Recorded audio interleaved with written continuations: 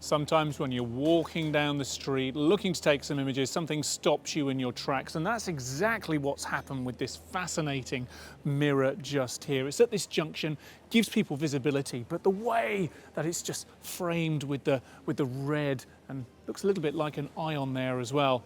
I'm going to try and capture that on my camera.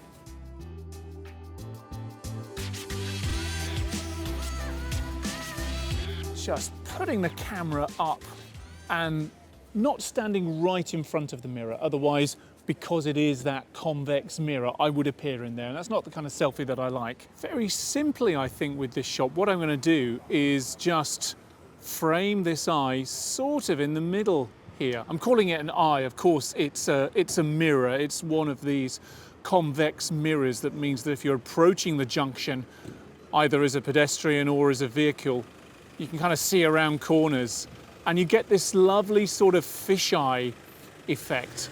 So this shot's about the foreground, i.e. what we're seeing in the reflection here, and about the background, what's around the outside of it. We're seeing two different views of the same thing. And then it's a case, it's almost like a piece of street photography at this point.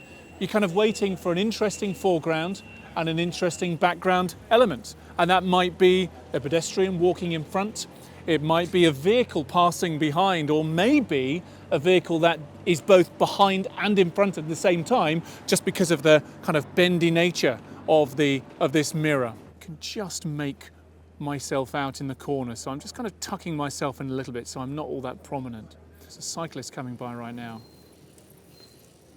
There we go. Right, now, what happens if we just punch in a little bit? So we've got the 2x zoom here, and we lose the context somewhat here. As far as I'm concerned, this is a somewhat distorted image. I've no idea that I'm really looking in a reflected image either, so that's not all that successful. What happens if we just frame out a little bit?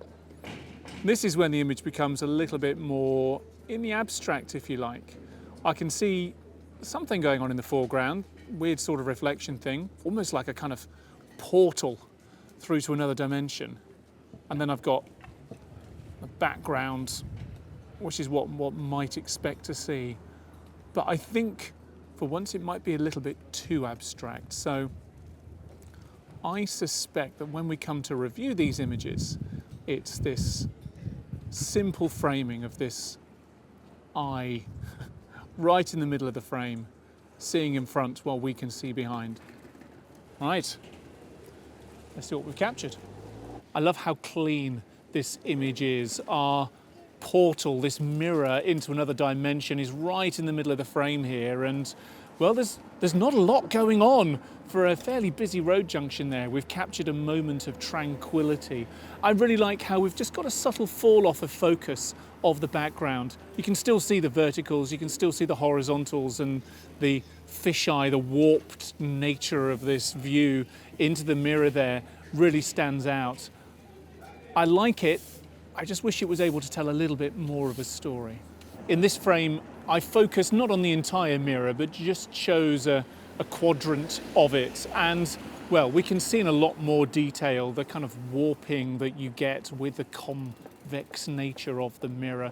We've got some of the frame of the mirror, and we've got some of the building in the background. My concern, if I have one, is that it's perhaps a little bit too abstract. As a viewer, I don't really know what it is that I'm looking at. So while it's visually interesting, I'm left a little bit none the wiser as to what it is of my attempts at capturing this street mirror at this junction. This, I feel, is the most successful. Not only do we get the sense of the background, the street scene, and the warped view that we get in the reflection of the mirror, but there's also some action, there's some life, and fortunately, it's the joy of street photography, fortunately a good bit of timing with this person walking across the frame wearing a very similar colour to the frame of the mirror, just sort of entering the space and entering into this other dimension as well. It's got movement, it tells a story, and it's very visually appealing as well, and that's why this is